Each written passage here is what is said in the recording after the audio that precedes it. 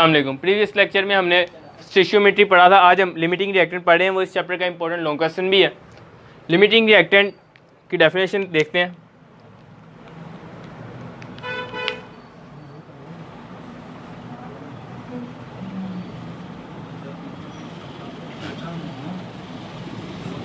Limiting reactant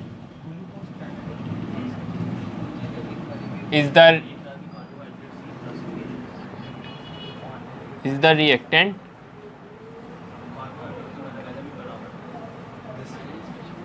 which controls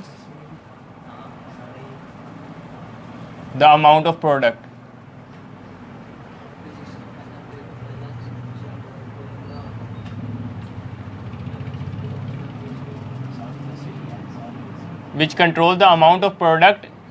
in a chemical equation.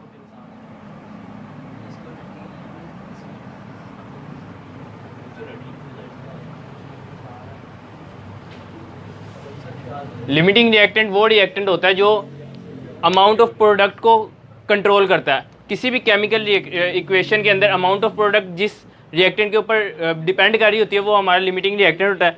इसकी हम example देखते हैं तो ये सारा क्लियर हो जाएगा हमें।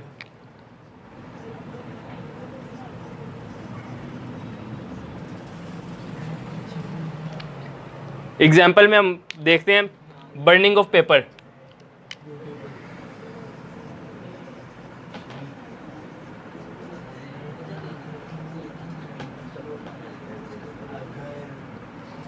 बर्निंग ऑफ पेपर के लिए हमें एक पेपर चाहिए होता है और ऑक्सीजन चाहिए होती है। किसी भी चीज़ को कंबस्ट करने के लिए, बर्न करने के लिए हमें एक्सेस ऑफ ऑक्सीजन की ज़रूरत होती है।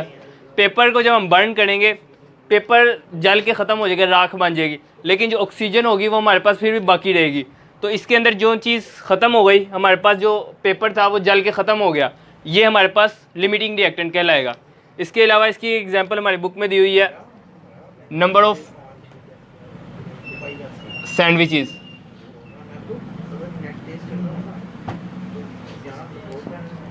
अगर हमारे पास 30 कबाब्स हैं और 58 स्लाइसेस हैं ब्रेड के, तो हम 29 सैंडविचेस तैयार कर सकते हैं। इसके अंदर हमारे पास जो सैंडविचेस ब्रेड है ना, वो हमारे पास लिमिटिंग रिएक्टेंट है। इसकी अमाउंट थोड़ी है as compare to kebab.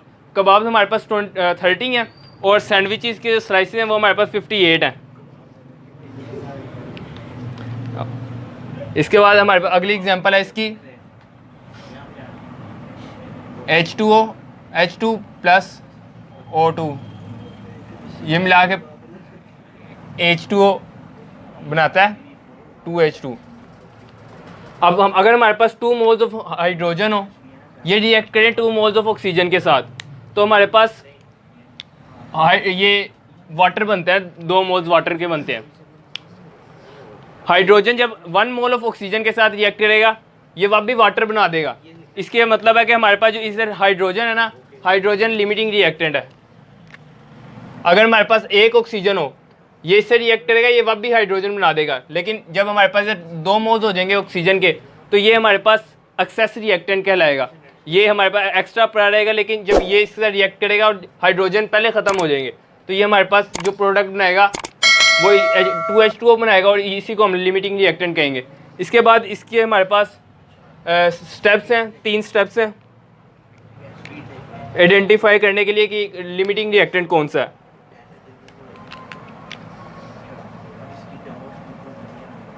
Steps for identification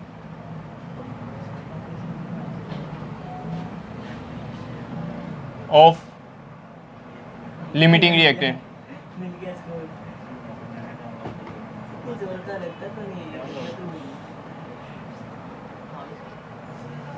limiting reactant को आइडेंटिफाई करने के हमारे पास 3 स्टेप्स हैं। इसके जो पहला स्टेप है हमारे पास वो है calculate number of moles, calculate number of moles in reactant.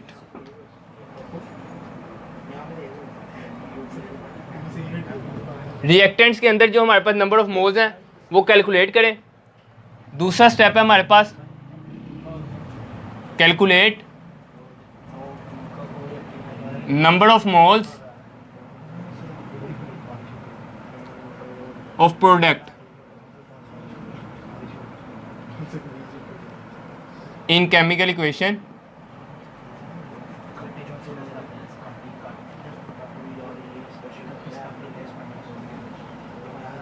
Chemical equation के अंदर कैलकुलेट करने हमने number of moles of product.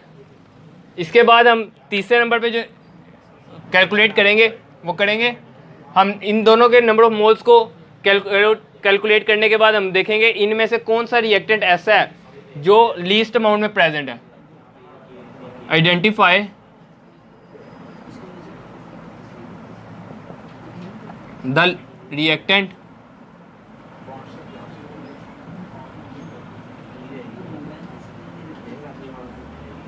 which is present in least amount.